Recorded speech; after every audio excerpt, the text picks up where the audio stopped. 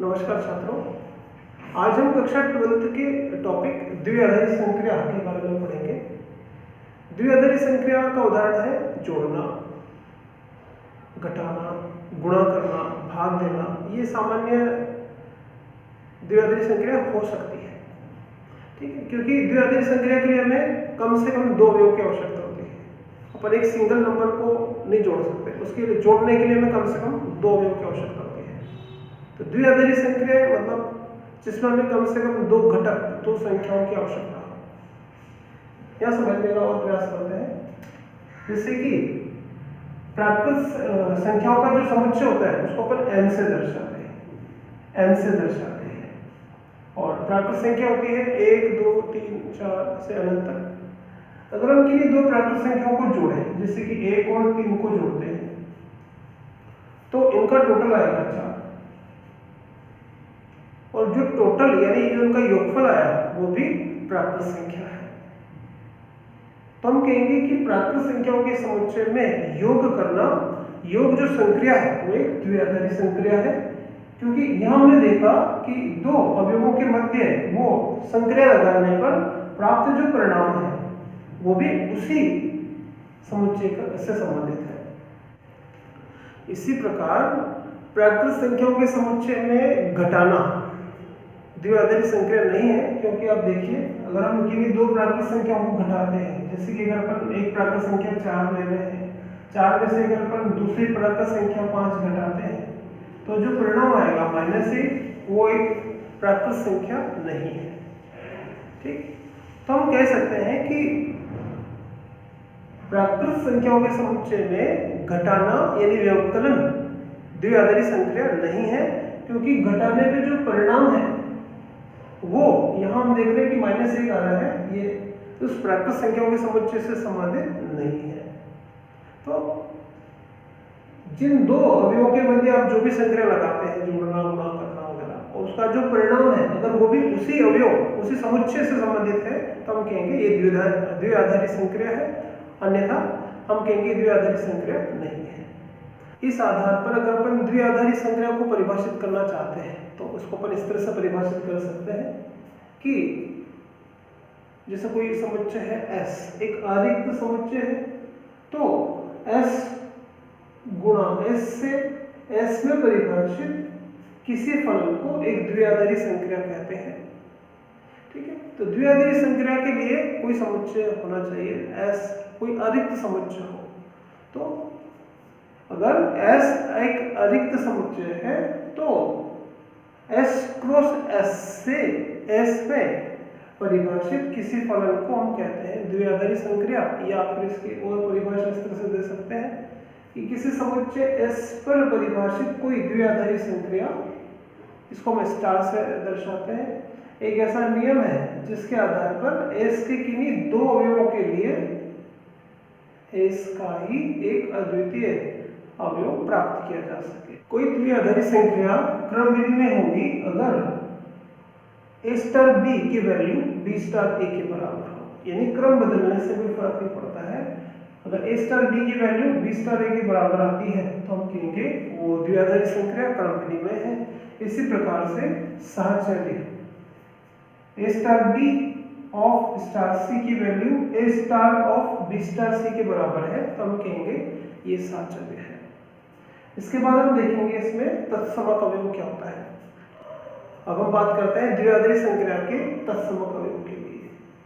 इसकी परिभाषा हम इस तरह से देख सकते हैं कि अगर कोई स्टार द्विआधारी संक्रिया है जो समुच्चय S में परिभाषित है, तो अवयव A जो समुच्चय S का अवयव है के लिए उस समुच्चय S में ही एक अवयव E अगर इस प्रकार से विद्यमान है कि A स्टार E बराबर है E स्टार A बराबर है A के, तो हम कहेंगे यहाँ पर E जो है वो S में संक्रिया स्टार का तत्समक अवयव है।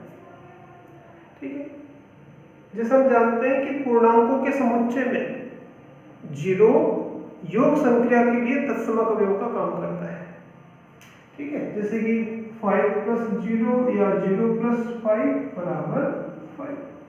तो पूर्णांकों के समुच्चय में 0 तत्समक अवयव होता है योग संक्रिया के लिए। इसी तरह से गुणन संक्रिया में एक तत्समक अवयव का कार्य करता है। आगे है द्विआधारी संक्रिया में किसी अवयव का प्रतिलोम अवयव क्या होता है, उसकी क्या परिभाषा है।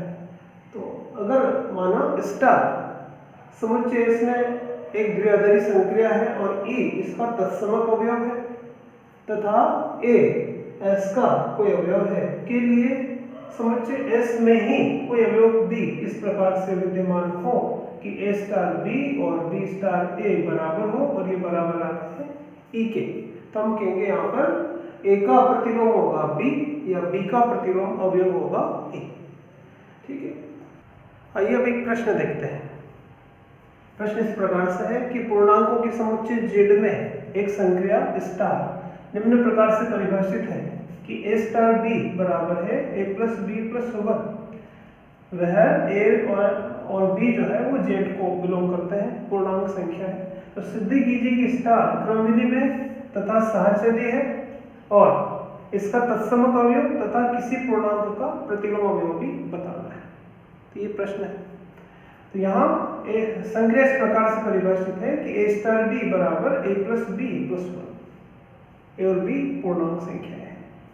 ए पहला अवयव है, बी दूसरा अवयव है। ए स्टार बी का मतलब है, इसको समझना जरूरी है। ए स्टार बी का मतलब है, ए का मतलब पहला अवयव, बी का मतलब दूसरा अवयव, तो इसका मान आ रहा है इसके बराबर, यानी पहला अवयव प्लस दूसरा अवयव प्लस 1। अब हम यहाँ सबसे पहले ये चेक करेंगे कि क्रमविधि में है क्या।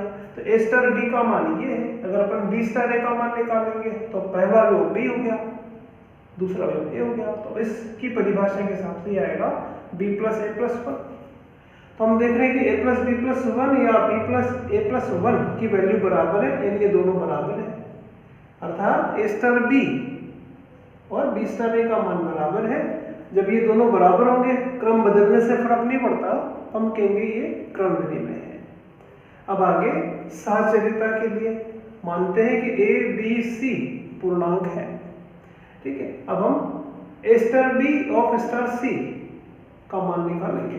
तो इसका मान निकालेंगे पहले ए स्टार बी स्टार सी, ए स्टार बी का मान यहाँ से रखेंगे, तो ए स्टार बी का मतलब ये है और स्टार सी।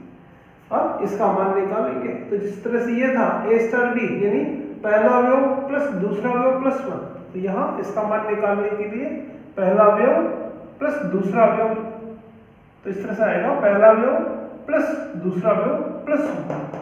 ठीक है, इसी तरह से हम इसका मान निकालेंगे ए star B star c, B star c का मान निकालना है तो इस हिसाब से पहला अवयव बी प्लस सी प्लस 1, तो ए स्टार इसका मान निकालेंगे तो पहला अवयव प्लस दूसरा अवयव प्लस 1।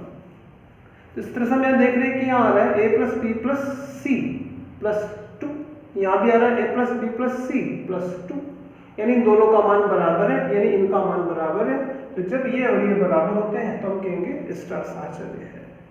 ठीक है, अब हमें संक्रिया का तत्समक अवयव ज्ञात करना है। तो देखिए, माना संक्रिया स्टार का तत्समक अवयव ई है।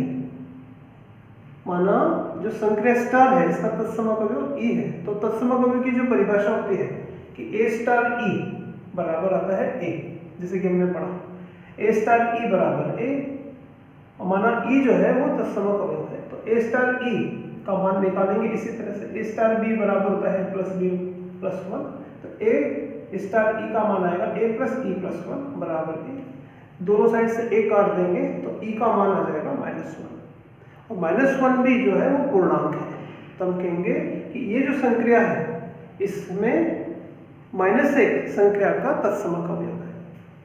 अब आगे जैसे इसका प्रतिलोम अवयव भी निकालना है, तो हम मानते हैं कि माना अवयव ए का प्रतिलोम अवयव है x, माना ए संक्रिया में ए का प्रतिलोम अवयव है x, तो प्रतिलोम अवयव की परिभाषा से कि ए स्टार x बराबर आएगा -1 के, कि अगर ए का प्रतिलोम अवयव x है तो दोनों में संक्रिया लगाने पर हमें प्राप्त होगा तत्समक अवयव, जो कि हमने यहाँ पे प्राप्त किया है -1। फिर ए स्टार x का मान निकाल लेंगे इसी तरह से, पहला अवयव प्लस दूसरा अवयव प्लस 1 बराबर -1। यहाँ से हम x का मान निकालेंगे जो कि आएगा इधर ले जाने पर माइनस है -2, या माइनस कॉमन ले लेंगे तो यहाँ आएगा ये इस तरह से। ठीक है, तो हम कह सकते हैं कि ये जो अवयव है A, इसका प्रतिलोम अवयव आएगा -1 + 2। ठीक है, तो इस तरह से इसमें ये प्रश्न है।